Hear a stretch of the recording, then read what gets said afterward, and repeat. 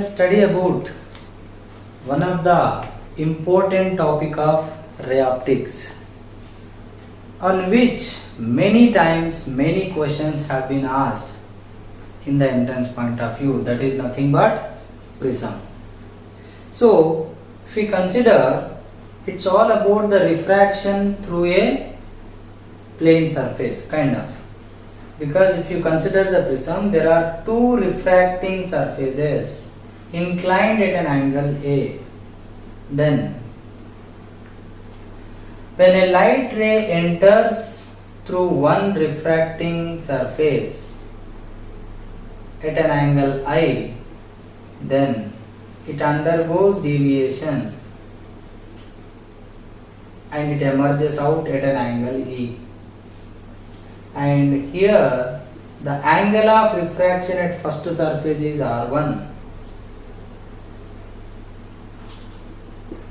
and the angle of incidence at second surface is R2, and you will get the relation that A equal to R1 plus R2. And here if you consider, see here, this is the light ray coming initially and this is the direction it bent. So this is called total angle of deviation, that is deviation at first surface plus deviation at second surface. So total deviation will become I plus A minus A, or A is nothing but R1 plus R2. This is the first formula. Now if you draw the graph by changing angle of incidence, so first it decreases, then it increases, and at a particular value the delta value becomes minimum. So the deviation will become minimum, and other than that you consider any other deviation. For every corresponding deviation there are two angle of incidence, I1, I2. And what it represents is, if I1 is I, then I2 is E. If I2 is I, then I1 is E. So that for two different angle of incidence, the deviation is same. Now at one point where I1 equal to I2, nothing but I equal to E, then delta will become minimum. That is called minimum deviation. And for thin prism, the minimum deviation is given by mu minus 1 into A. Mu is refractive index, A is angle of prism, or in another way what you can say, refracting angle, not refraction angle, it is refracting angle. So this is the basic data required. Then apart from that, one more formula, that is at delta equal to delta minimum, I equal to E. So delta M equal to I plus I minus A. So I equal to delta M plus A by 2. And at the first surface, if you consider the refraction, this is I, this is R1. Then sin I by sin R1 equal to, if the refractive index is mu by 1. This is the one condition. Now here at minimum deviation R1 becomes R2. Why? Because the ray inside the prism becomes parallel, so that R1 will become R2, and of course I equal to E. So that R1 plus R2 equal to A implies R1 equal to R2 A by 2. Then you can make one more formula, that sin I is delta M plus A by 2 by R is sin A by 2 equal to mu. One of the important formula to find refractive index from minimum deviation. So based on this, questions can come. Like, consider the very first question. An equilateral prism made of material refractive index √3, find delta minimum. So an equilateral prism means A equal to how much? 60 degrees. Then at minimum deviation R1 equal to R2 how much? A by 2. How much it will become? 30. And mu equal to how much? √3. Right? Then mu equal to sine of A plus delta m by 2 whole divided by sine A by 2. So implies √3 equal to sine of A is 60 plus delta m by 2 by sine A by 2 sine 30. So bring this side, it is 1 by 2 sine 30 1 by 2, √3 by 2 equal to sine of 60 plus delta m by 2. Now sine, for what value of sine it will become √3 by 2? 60. So this 60 plus delta m by 2 should be equal to how much? 60. So 60 plus delta m should be 120. So delta m equal to how much? 60. So this is the one important formula based on which questions can come, and this is one of the example. So just understand the situation and then try to calculate. Then in case of prism, few things you try to remember. This is called grazing incidence. This is called grazing emergence. This is called perpendicular incidence, and this is called perpendicular emergence. So here I is 90, here I is 0, and here E is 0. So in the similarly, if you take grazing emergence here in this case, E is 90. So grazing means 90 degrees. Perpendicular means 0 degrees. So remember these conditions. Sometimes they will ask you in the, or they will mention it in the question. Like, now consider the second question. Take.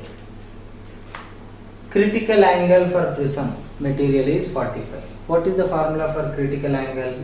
Sin C equal to 1 by mu.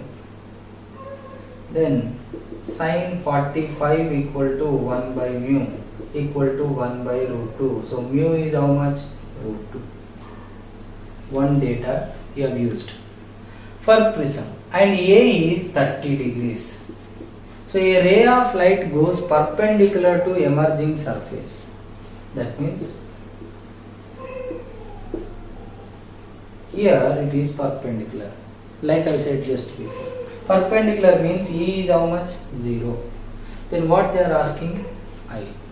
So here we have A, we have mu, we have E0. Then how can you find I? See here.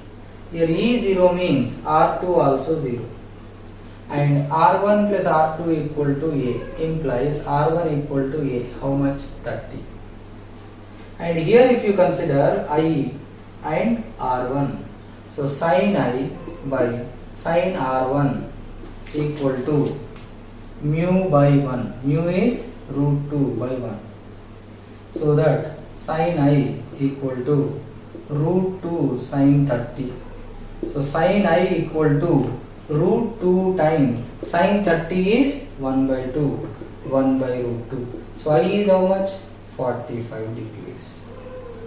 So this is the other type of question, you can get it. Now when you consider the refraction of white light through the prism, then what happens? So when a white light passes through a prism, then white light, it undergoes dispersion, means all the 7 different colors got separated. So 1, 2, 3, 4, 5, 6, 7. So VIBGYOR, VIBGR. So why? Because according to Cauchy's formula, as all the colors have different wavelength have different refractive indices, and according to the data, the refractive index is inversely proportional to wavelength. So that lambda for red is greater, this is the descending order, and lambda for violet is least, this is maximum. So that mu for red is least and mu for violet is maximum, and the deviation due to a prism is mu minus 1 into A. So that deviation is minimum for red and maximum for violet. So violet will bend more, red will bend less. So here the question can be asked based on the angular dispersion and dispersive power. So the angular separation, like see, this is violet and this is red. Then if you extend them, there is an angle between them. That angle is called angular dispersion. Angular dispersion. And that angular dispersion is deviation of violet minus deviation of red. So mu V minus mu R times A. And then dispersive power, how extent it can deviate them, that is angular dispersion by mean deviation, that is mu V minus mu R times A by mean deviation is for yellow, so mu Y minus 1 into A, so A get cancelled, so mu V minus mu R by mu Y minus 1. Sometimes they will not give mu Y, mu for yellow, then you can take it as mu V plus mu R by 2, approximately it is equal. So this is the way you can get questions based on angular dispersion or dispersive power. But other than this, the most important thing is they may not ask based on this separately. They'll ask you the combination that if you keep two prisms in contact, then when white light passes through two prisms kept in contact in this manner, the emerging light can come like without deviation but dispersion, and without dispersion but deviation. So here without deviation but dispersion, here without dispersion but deviation, here no deviation. Let's take here refractive index mu, angle A, here A dash mu dash. So no deviation means deviation due to this get cancelled by this. This will bend down, this will bend up, so that finally no deviation means mu minus 1 into A plus mu dash minus 1 into A dash should be 0. Similarly, without dispersion, dispersion 0, that means mu V minus mu R times A plus mu V dash minus mu R dash times A dash should be 0. So based on this condition, the question can be asked. So one is without deviation with dispersion, without dispersion with deviation. Let us take another thing. So there are two thin prism kept in combination. So they are given A1, N1 and N2. Then they are asking you to. And the condition is produce dispersion without deviation. Without deviation means what? Mu minus 1 into A equal to mu dash minus 1 into A dash. So mu 1.54 minus 1 into A 6, mu dash 1.72 minus 1 A dash. This is 0.54 times 6 equal to 0.72 times A dash. So 6.12 point cancel. So A dash equal to 54 by 12. So 12 fours are 48. Then 60.5. 4.5 degrees. So like this kind of questions can come based on prism. Now one last and final question let us discuss, that is here total internal reflection sometimes they will ask. say a ray incidents perpendicularly and reflects at this surface. So here the refractive index, if you consider mu, so here angle of incidence 45. When the internal reflection takes place, when angle of incidence is greater than equal to critical angle. So sin I should be greater than or equal to sin C. So sin 45 should be greater than or equal to sin critical angle. What is the formula? 1 by mu. Sin 45 how much? 1 by root 2 greater than or equal to 1 by mu. So mu should be greater than or equal to how much? Root 2. Then only this is possible.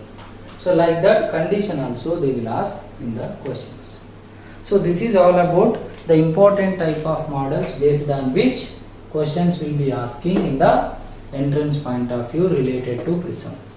So hope you all understood and you will practice the things and you will get it perfection. Thank you.